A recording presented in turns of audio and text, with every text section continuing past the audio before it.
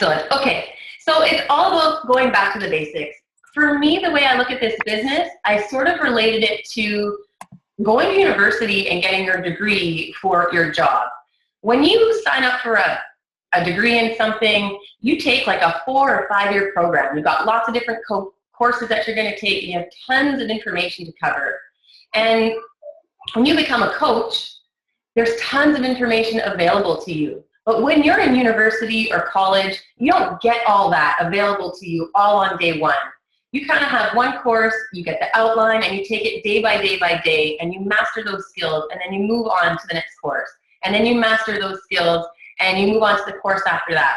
And I think that's how we need to sort of look at Beachbody coaching. As a new coach, you don't need to know everything that there is to know. You need to know what the basics are so that you can build some good fundamentals for your business and then grow from there. So you go through your new coach training and you learn some things, and then you graduate to the next level, and then you learn a little bit more, and then you graduate to the next level. And that's sort of how I've been looking at this business, is going from one step to the next step. So I wanted to share a little bit about my story. So I started my Beachbody journey back in 2007. So it's been quite a while that I've sort of been with Beachbody. I started off with a program called Slim in 6. I don't know how many of you guys remember that one. But I actually started off with my mother-in-law, and she needed some help being held accountable. So I decided to do this program mostly to help her. So we would go through the meal plan, and we went grocery shopping together, and we would check in every day. I would call her on my way home from work, and we went through the 6-week program, and we both got great results. And then from there, I just fell in love with everything that Beachbody stood for, and I loved their workout programs. I loved that I could work out at home, and that I didn't have to worry about driving to the gym and people staring at me and wandering around, looking at all this equipment that I had like no idea how to use. I just got to work out in my own living room, and it didn't matter what I looked like or how goofy I looked doing the workout. And I found that I was more accountable that way. And I loved how Beachbody really kept the eating plan simple, that you could follow them. I found I was eating better. I was feeding my family better. We all had more energy, and we weren't getting sick as much. This is way before there was Shakeology even, so we didn't have that. But I really just fell in love with Beachbody, and I went from program to program to program. I would do one, complete it, start another one, complete it. And I didn't even know about coaching until I became a coach May 2014. And I'll be 100% honest, when I signed up, I was just looking at that 25% discount. I looked at all these programs that I had at home, and I thought, holy smokes, I could have been saving a ton of money if I had just known about this coaching discount that you could get. So I became a coach, and my coach, Miguel, he added me into his new coach training. And I went through the training. I'm a little bit of like a keener. I like to get all the exercises done. So I started doing what he asked me to do. I started posting on Facebook. I started sharing my story. And a couple of my friends noticed, and they were like, what is this workout you're doing in your living room with your kid in her bouncy chair and your son running around? And I told them about it, and they wanted some help being held accountable. So I helped them with an accountability group or a challenge group.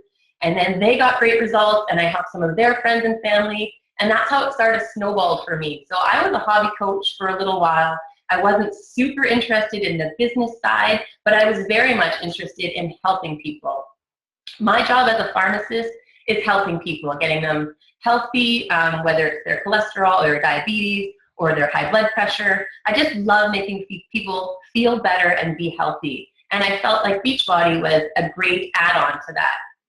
Now, when my mat leave was over and I went back to work, things started to sort of change. When I was home on mat leave, it was really relaxed. We had lots of fun. We were doing lots of fun things. And then I went back to work, and for me, that's a 10-hour day. So life wasn't that fun anymore. It was like a rush in the morning. I felt like I was snapping at the kids to get them up and dressed and ready and out the door. And then I would get to work, and I would feel guilty that I was like, oh my goodness, I was with the kids this morning, and all I did was snap and yell at them. And it would just break my heart that I didn't want that for my family. And then I would be at work for 10 hours, and I would come home, and I would just make it home in time for bedtime to put them to bed. And I just started looking at our family life and thinking, like, is this what it is for the next 10 or 20 years? I'm going to miss every evening with my kids. I'm not going to have supper with them. And I started to look into the Beachbody opportunity as something that could really change things for me and my family. And I started looking into the team more and following the people who were successful. And I saw people who were retiring from their full-time jobs, and they were helping 50 challengers every single month. And I looked up to them, and I sent them messages, and I asked them for help, and what are you doing? And it all came down to they're doing the basics. They're just doing more of it and more consistently. So that's when I decided to go all in. My husband and I, we sort of looked at things, and he said, okay, let's go all in, 2 years, let's see what you can do. And things really started to build momentum. I started 2015 as an Emerald coach, and I'm sitting here today as a 5-star Diamond coach. So things have moved very quickly, and I honestly believe that it's just from following the basics and then building on that.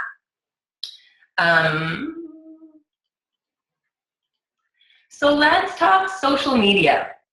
This is so overwhelming for some people.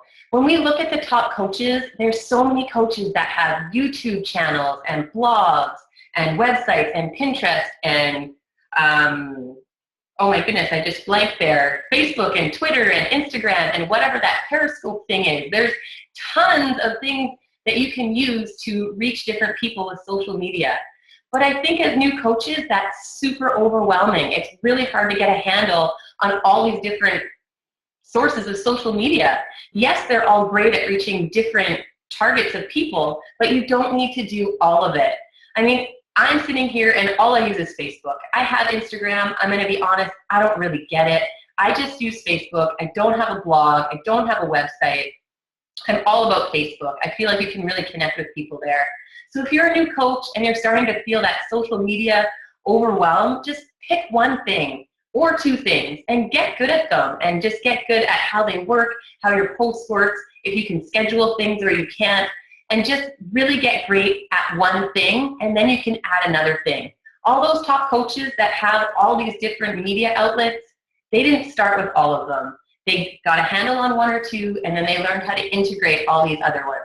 So that would be my suggestion for social media, is try to keep it simple, pick 1 or 2 and get really, really good at it, and then you can build from there. Eat That Frog. Okay, this was a huge aha moment for me. Eat That Frog is a book that was recommended to me by Melanie Mitro, actually. And it is all about time management, and not so much managing time, but managing your activities.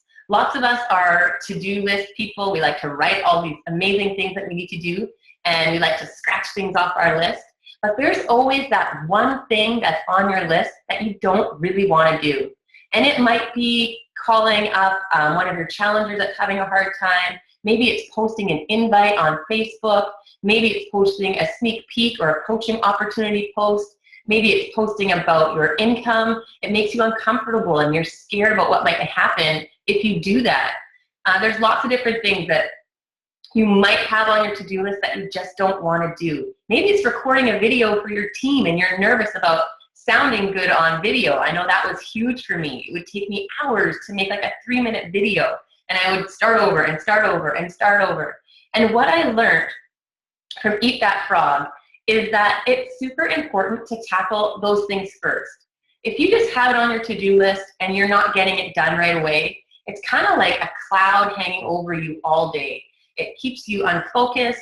You're not, it's like in the back of your mind, and you're creating all these scenarios that might not happen, but you're thinking about it and you're not able to focus on what you're supposed to be doing at the time, and you kind of get all over the place. So I found that if you eat that frog, that one thing on your list that you really don't want to do, if you just sit down with your to-do list and you do that first thing when you sit down at your office or your laptop or whatever it is that you're working at, and you do that first, the rest of your day goes so much smoother, because all that pent-up energy and that nervousness, it goes away. You're like, okay, I got that. That hard thing is done, and everything else you can just check things off your list, and then you can focus on what you actually need to be doing. So I thought that that book was a huge learning advantage for me, just to tackle those things that you don't want to do and just get them done and out of the way first thing. Fear. So that sort of ties in with that thing you don't want to do. Fear is an imaginary thing. All these scenarios that you're imagining about if you post an invite and what if someone has a negative comment? What if nobody comments? What if somebody says something about it and you have like a hater out there that makes a negative comment on one of your posts, or anything that you can be afraid of? It's not real. We imagine so many scenarios in our head that are 1,000 times worse than anything that's really actually going to happen. And even if the outcome is bad, it's not as bad as what we made it up to be in our head. And we burn so much energy and resources and happiness worrying about these things when we really don't have to. Sometimes fear is because we don't know enough about something. And if you just learn about it a little bit more, then it's not as scary as it was at the beginning. So I love this analogy that fear can mean forget everything and run. And if you do that, you're going to be stuck. You're not going to grow. You're not going to get any better because you're not facing your fear. Or fear can mean face everything and rise. Grow and learn and get better. And really, it's not going to be as bad as what you make it out to be in your head. There we go. Okay, so the basics. The basics of this business are our 3 vital behaviors. Everyone talks about it all the time. We need to invite, invite, invite. So that's inviting to our free challenge groups, inviting to your challenge groups, inviting to the coaching opportunity. You need to be putting it out in front of people all the time. Invite, invite, invite. We need to be products of the product. If you aren't doing your workouts, if you're not following the eating plan, if you aren't drinking Shakeology, it's hard to have content to post about, and it's hard to have results to show people. If you're following our program, you're going to get results, and you can share those with others. And you can say, yeah, this worked for me, but you need to be a product of the product. And personal development is huge. So many coaches talk about personal development, and they all say that that is what changed their business for them. And it's really important. Personal development can be all kinds of different things. It can be development on your skills with the business. So that would be things like a national wake-up call, team calls like these, YouTube videos. Lots of top coaches have all kinds of videos out there. I know Scotty Hoggs had like a YouTube video for every question he's ever been asked about Beachbody coaching. So you can find tons of information out there. But personal development also has to be personal. And people ask me all the time, well, what can I read for personal development? Where should I start? And if it's business-wise, sure, I can guide you that way. But if it's personal, then it needs to be something that comes from you. Whatever your sort of hang-up, you need to work on that. So maybe it's confidence, maybe it's, I don't know, facing your fears. Whatever it is that you're telling yourself, that story you're telling yourself all the time, that you're not good enough, that you're not worth it, that you can't do it, that this is hard, you need to work on that and find some personal development that's going to help you in those areas so that you can grow and be a better person. So I'm going to dive into these a little bit more. When we talk about inviting, it's all about your story. As coaches, we need to be great storytellers because that's how we connect with people. So your story is essentially your business. If you don't know your story, you better figure it out. And you got to get used to telling it. Own your story. It's yours. It's not going to change. It might evolve, but where you started is always going to be the same. So I like to break down your story into where you were before Beachbody. What was your life like? What were you doing? What was your day-to-day life like? And what didn't you like about it? Was it that you didn't like going to work and spending time away from your family? Was it that you didn't have the energy to keep up with your kids? Was it that you had no idea what to feed your family or what to eat that was healthy? And then how did Beachbody change that? Was it a workout program that you were finally able to stick with because you were able to work out at home in your living room? Was it a super simple eating plan with these cool color containers that made it easy for you to follow an eating plan that didn't feel like you were starving yourself or cheating every time you had some wine or a chocolate? Or maybe it was being a Beachbody coach allowed you to have more income to save for a family trip or to help pay down some credit card debt or retire from your full-time job. And then how do you feel now? How do you feel about the future? How do you feel now that you can run around with your kids and you can chase them around and lift them up and not be out of breath? Now that you can run up the stairs? Now that you can be credit card debt free? Now that you can know what you're eating and feed your family healthy food? How does that make you feel about the future? Are you excited about the future? Are you hopeful? That is your story. So you need to get really great at telling your story so that you can tell it to everyone. I think if you can get it into like a minute or two, that is the best way that you can do it, so you can share it with anyone, like in an elevator. A lot of people think that it's how Beachbody changed things, that is the most important part of their story. But the most important part is actually the second part, is what you didn't like about where you were before. That's where you're going to connect with people. Everybody has struggles. Everybody has things that they're going through in their life that they don't like, and they're looking for a solution.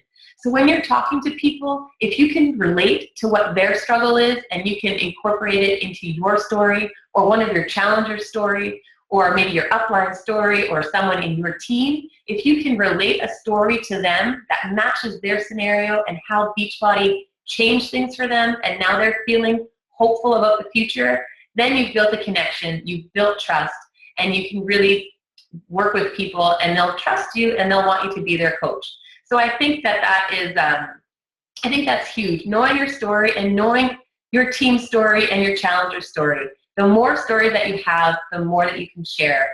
I know that there's some coaches who keep like a folder in their phone with just pictures of their challengers and their team and their upline so that they can share their story and they can just flip through and they see a picture and they're like, oh yeah, that's that story and it relates to this person and I can share it with them. So that would be my advice on your story. Being a product of the product and following a program. I know Danielle talked about this on the National Wake Up Call last Monday, and it was all about how our products and our programs are set up for success. There's professionals that create the workout programs. So they're set up so that you can do a workout every day and you're still working muscles and resting muscles and you're going to get results. Like you're going to do a cardio day and then a leg day and then an arm day and then an active rest and then back to a cardio day and then a strength training day and then maybe another active rest. They're all set up similar. They're different programs, different lengths, different types of workouts, but they all follow a similar path. So you need to pick a program and you need to follow it. That means following the program, not just picking a day here and here and here. Follow the calendar because it's set up so that you can be successful. And follow the eating plan. You can't just do the workout and not follow the eating plan and not drink your Shakeology because then it's not going to work.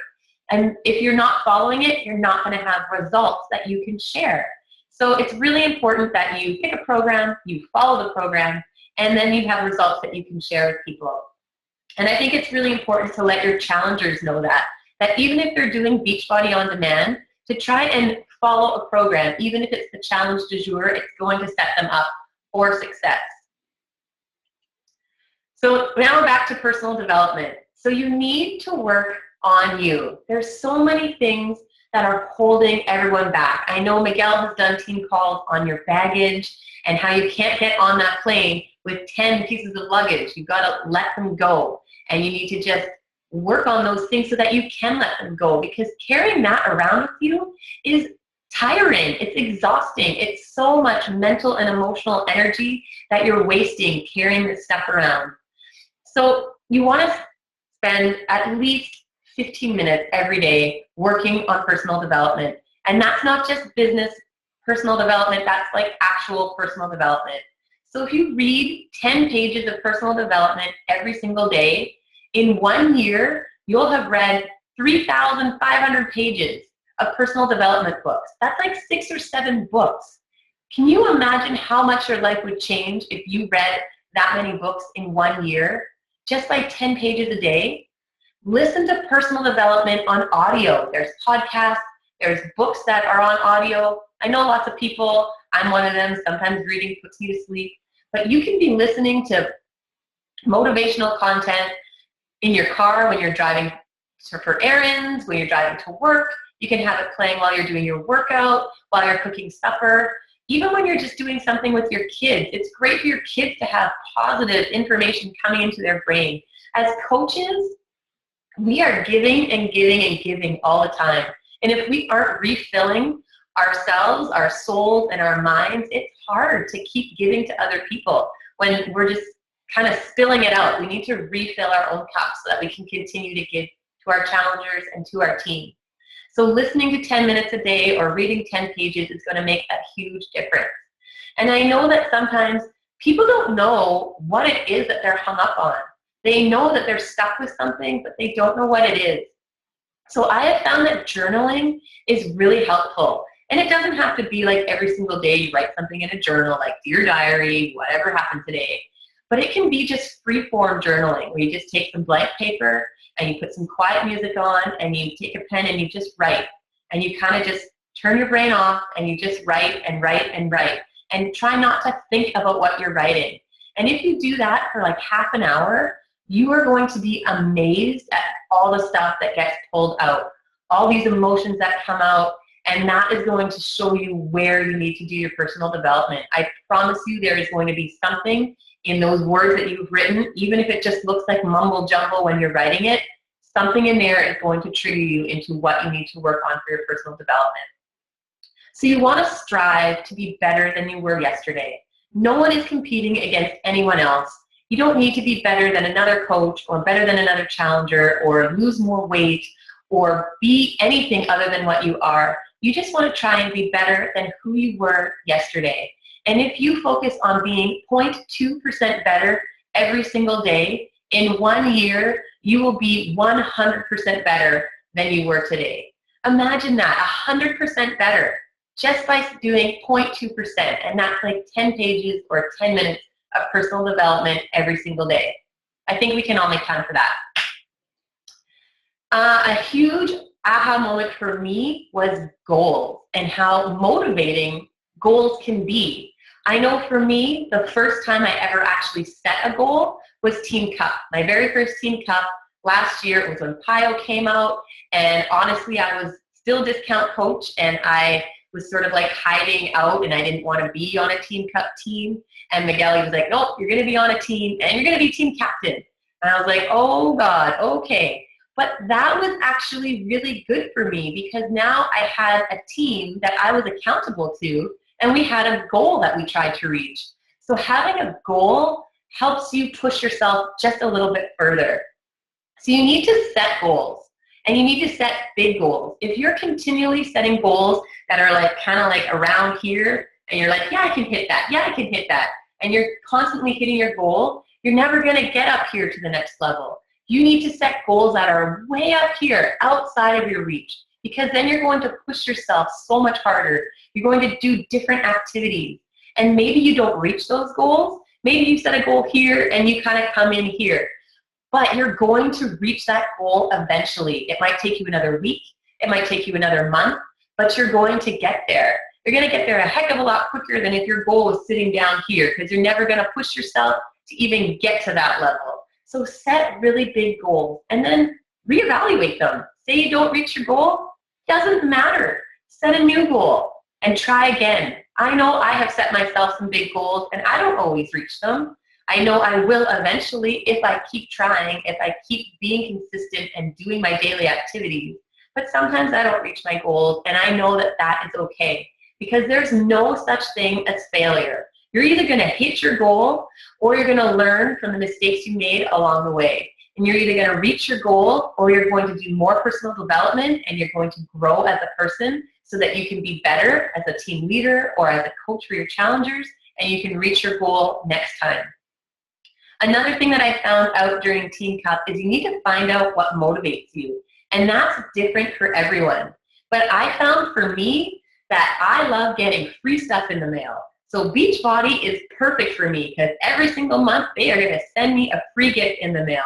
And they always have this extra little incentive that if you push that extra distance, they'll send you something extra in the mail. Or you'll get a one-on-one call with Carl. Or you'll get a framed postcard from Carl with a $100 bill in it. Or you'll get to get photos with the celebrity trainers when you're at Coach Summit. They always have one cool thing that you can push yourself for. So I always set a goal, but then I always make that extra incentive my other goal, because I just like to get free stuff in the mail. So I will work my butt off for a free t-shirt. I'll work my butt off for a free bobblehead. Whatever it is, I love Beachbody stuff, and I just want to collect all of it. So find out what motivates you. Maybe it's recognition. Maybe it is free things. Maybe it is financial rewards. Whatever it is, find out what motivates you, and then set goals that have something that's going to help motivate you to get there. Challenge groups. Okay, this is huge for me. I have never been a huge recruiter. So like I said, I was an Emerald coach at the beginning of this year, and I've gone to a 5-star diamond in whatever that is, 10 months. And it is all through challenge groups. I do everything through challenge groups, and then I invite to the coaching opportunity from my challenge groups. I maybe 2 or 3 times have signed up as a coach right off the bat. It's almost always from challenge groups. And I found that as coaches, we've done the programs. Some of us have done challenge groups for a little while, and we start to think like a coach and less like a challenger. And I think it's really important that we remember what it was like to be a challenger and to get that challenge pack box for the very first time, and to open it up and see this program and all these papers and this bag of powder and have no idea what you're supposed to do with any of it.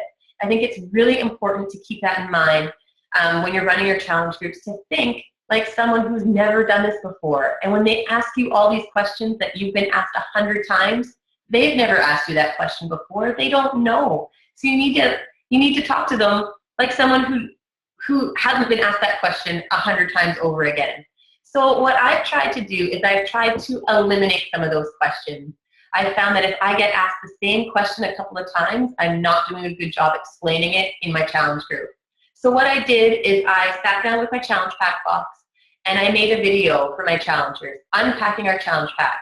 And I showed them everything that they should have included in there: the workouts, the eating plan, all these flyers, their bag of Shakeology, so that if there's something missing, we have time to call Coach Relations and get it resent to them so that they have it all when we start on day 1. So that's what I do during prep week. I do a lot of the 21-day fix, so I go through the eating plan with them, the different containers. I have a meal swap group for them so that they can exchange different recipes and they can go back and look at other recipes that my past challengers have used. I show them about Shakeology. I explained how to mix their shakes so that they can make it and it tastes good, because you don't want anybody to have their Shakeology and put a scoop in some water and stir it up and think that it's going to taste great. You want to set them up for success. So another thing that I've showed them is when you get your package of Shakeology, to make sure you keep it closed and to find that little scoop inside and move it to the top so that you don't open your bag of powder and have stuff go all over the place and you're digging for like a scoop in there. Explain those things so that you don't have a challenger message you saying that they spilt their bag of Shakeology all over the counter and then now what? So I like to make sure I go over all those things with them before we start. And I have found that using a point system and giving an incentive is huge for keeping engagement going in your challenge groups. So for me, I give away a fixed day cookbook, and I use a point system. It's for sweaty selfies in the group, posting recipes, what else? Motivational posts, Shakeology recipes, and referrals. You get a ton of points for a referral. So that way, if you're not quite comfortable asking for a referral, it's built into your point system, and they know that they can offer you for referrals, and then you don't really have to really ask them per se, but they still do it. All of a sudden, you'll be like, oh, so-and-so wants to try. They're going to send you a friend request. And I love those because they have an honest opinion of someone who went through the group that got great results, and they're referring a friend. So they trust you enough to refer their friends to you, and I love getting referrals. And another thing about challenge groups is I've learned that you need to talk about coaching in your group. Talk about the discount, talk about coaching, post about coaching on your Facebook page. If you don't talk about it, nobody's going to know that joining you is an option. So I've sort of started a strategy in my challenge groups to bring up coaching. So in the very first week, I do a post on the Wednesday about Shakeology. I talk about all the benefits of Shakeology, about reducing cravings and digestion and all that stuff about Shakeology. I talk about how I was a hard sell on Shakeology. I didn't think you needed a shake. You could just eat healthy and do the workouts and you didn't need an extra shake. So I was a hard sell. And I talk about that, and I talk about how it changed things for me and what a difference it made in my life and in my family's life and in my dad's life. And I give some examples in there. And then I also talk about the auto ship. Right away, I let them know that they are set up for that auto ship, that they can get a 25% discount. They can message me if they want to change their flavors. We talk about all that before the challenge group, but I also talk about it on the first week on day 3. And then in the second week on day 3, we do another Shakeology post, and we talk about our favorite recipes, because by the time you get to the second week, people have a favorite recipe. It's usually chocolate and a banana and some peanut butter. But you get them to share their recipes, so they've got different ideas that they can try. I talk about the coaching discount again to start a couple more conversations going. And then I do another post later that day about how excited I am that so many of them are asking me about the coaching discount.